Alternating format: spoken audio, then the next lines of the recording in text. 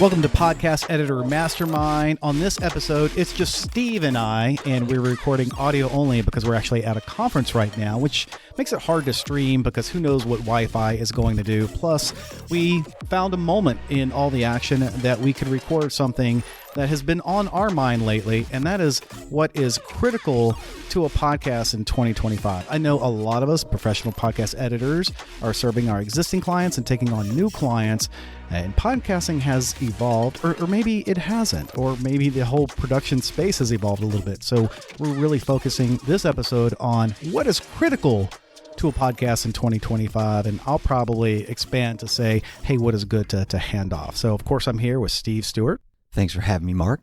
Yeah, we asked the question in the Podcast Editors Club, got some responses we'd like to comment on there, and then, of course, we'll be putting our own insights. What is critical to a podcast? Because I can tell you, in 2024, the word of the year, at least in my life, and not specifically personal, but in the editing space, the word was change. There was so much change in 2024, and little ones all over the place, but you could just see it with Jared Easley no longer working with Podcast Movement, although he still has ownership.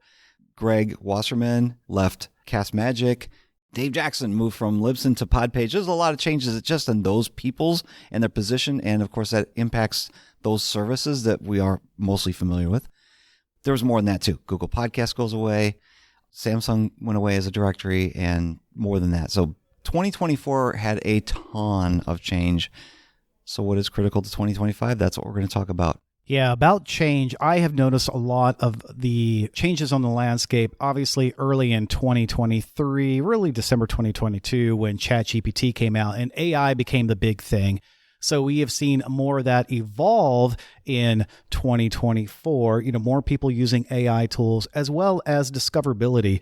YouTube, it's over 50% as far as how people discover even audio podcasts only via YouTube. And that came about a couple years ago. So it's been a while. And I think 2024, for me at least, has solidified a lot of those changes. But that being said, now that we've seen a couple years of these changes, what does that mean going forward in 2025? And that's where we're going to go with this topic. So let's go with the comments that we got from the people who answered the question. I'm going to start with something I think is kind of fun as the first response. This is from Joshua Liston. This is going to seem a little niche, but I feel for the majority of shows, not sounding like you're reading is going to be more and more important. How meta. I'm reading his comment, and he says, not sounding like you're reading is more important this year. Sounding natural, even in the edit, will be critical for the majority of podcasts in 2025. He says, I hear too many shows where you can tell that they're reading and they feel a little dated.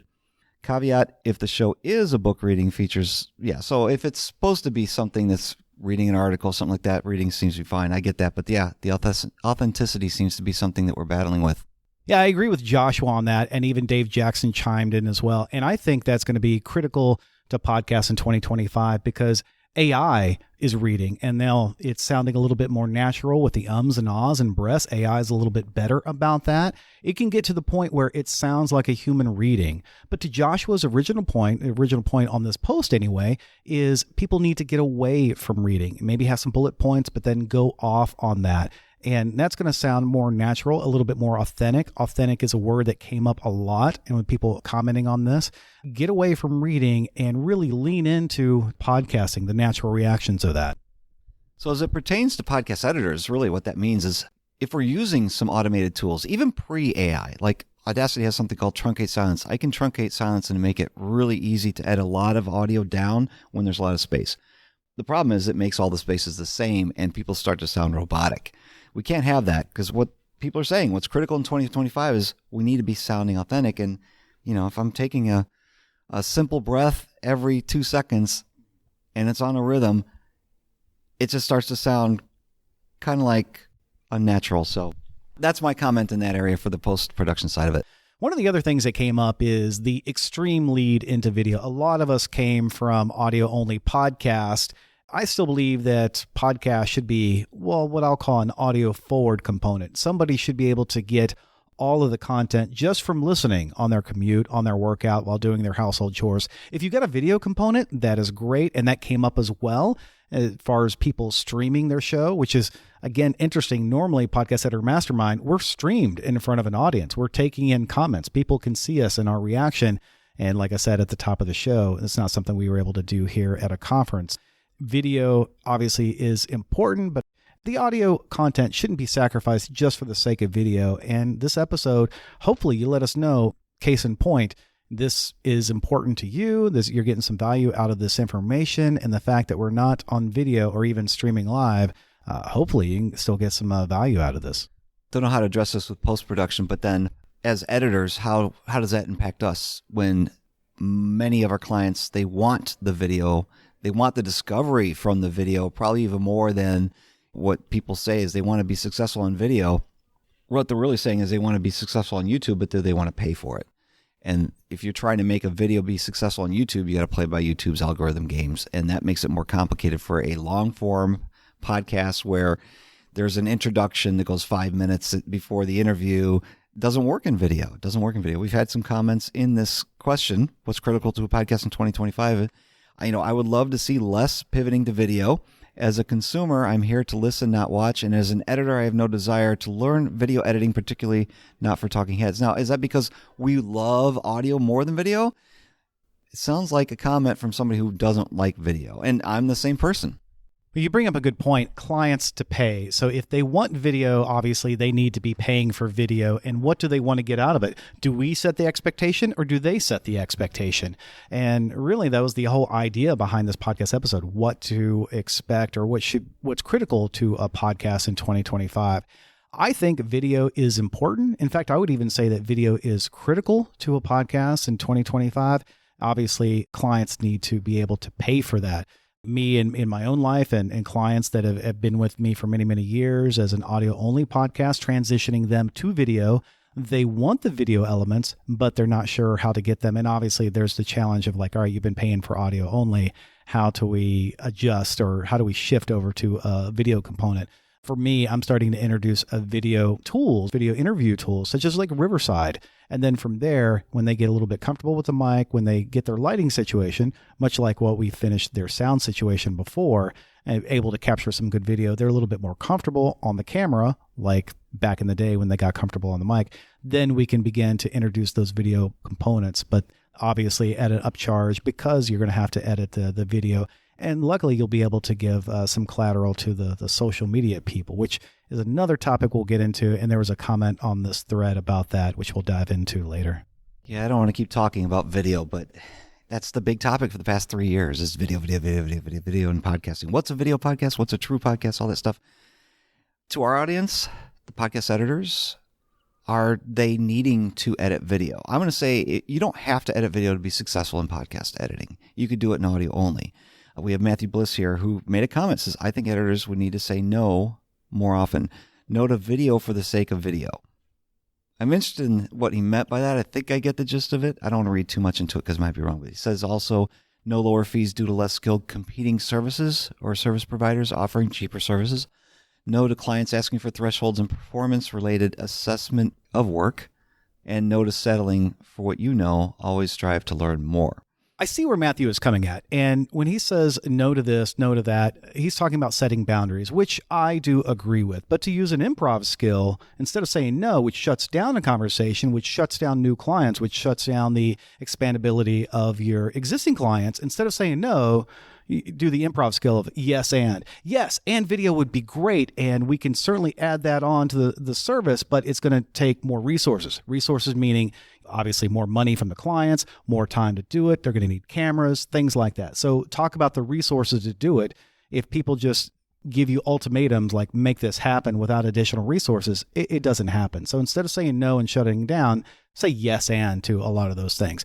For example, talking about video snippets for social media. I personally don't do social media, but I do provide collateral for people, for the marketing teams that aren't on the podcasting teams, but they focus on social. Totally different metrics, or at least in my world, totally different metrics. So can I give them the collateral? Yes, and I would like to provide those video snippets. What do they need? What platforms do they need it at? And how much do you need from an episode? As well as what are the resources you're going to give me? Meaning, I need a little bit more time. I'm going to need some money because obviously that comes with things. So I agree with Matthew. The gist of what he's saying here is no to the video for the sake of video, no to a lot of things. I would say set boundaries. He also talks later about Most importantly, no to working in your off times. I'm notorious for setting boundaries myself. So again, the yes and. I do want to talk about no to video for the sake of video, and it's something that Tom Webster has brought up before. Podcasts are in audio format, and to do something just for the sake of video, I think kind of destroys from the audio story element of podcasting, which hopefully makes it sound like less scripted, more like you're not reading, and your consumers can consume it in audio format only, whether they're, again, on their commute or driving. I think podcasts are the one way to reach people when they're not looking at a screen, and I would not want to sacrifice that just for the sake of video. So thank you, Matthew Bliss, for that comment. I'm going to take a moment here just to ask you, what do you think about what we've talked about so far as to what is critical for 2025? Go ahead and send your feedback in to us. We'd love to hear what you think. And this conversation is not over. This conversation is not ending anytime soon as far as the video component. So what is it that you're doing? I could give people an idea of how they can. Well, Mark, you've already talked about it. You can provide the collateral for the podcaster or the podcaster's team to create their own video shorts or to use the video. That's one thing you can do. And that service shouldn't cost much, but you're going to raise your rates to be able to absorb the extra time that you're going to be taking to offer these collateral pieces. I do some video editing, and I do have a contractor who does full video editing.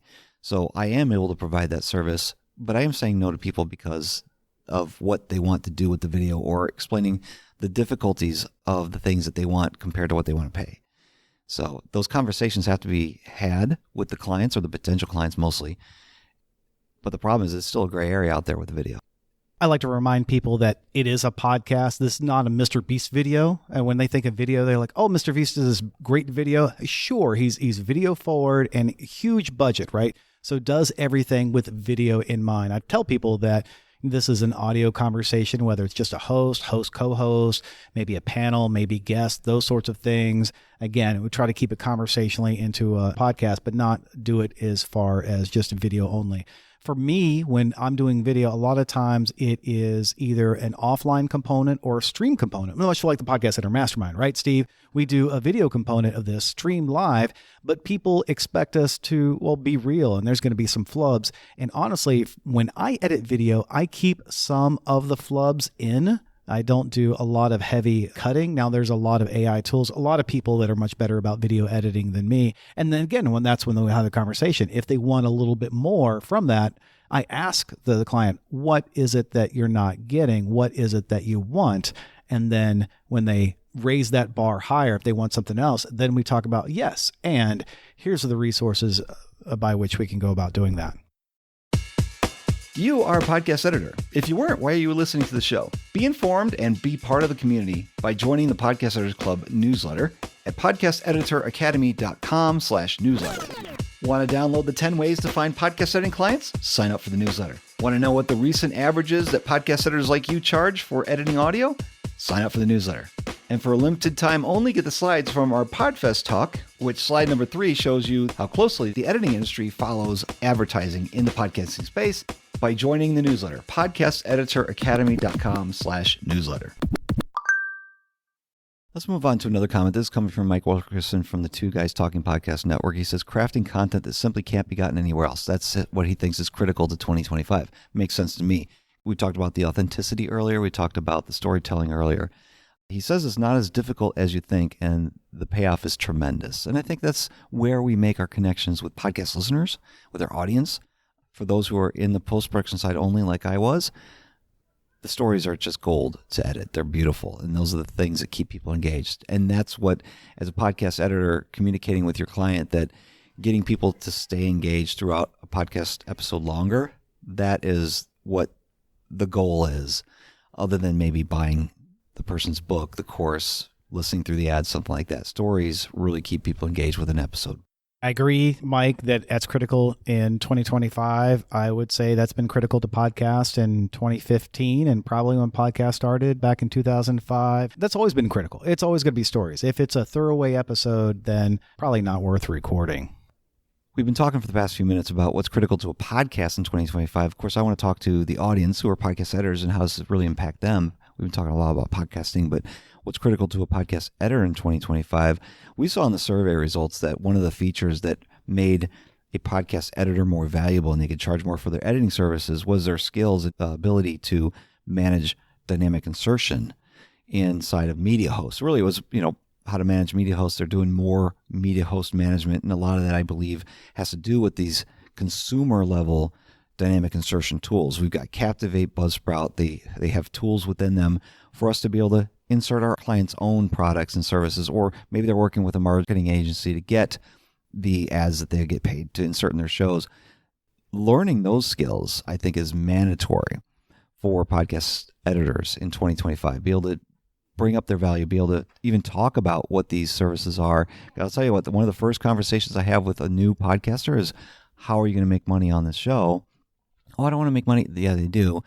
Maybe we do it through dynamically inserting their own promos. They have a webinar. They, of course, they're going to write a book. The book gets old after a year, so we replace those with a dynamic ad a year later, something like that. So those are valuable, which then increases your rates, or you should be increasing your rates, because you are more valuable to that person.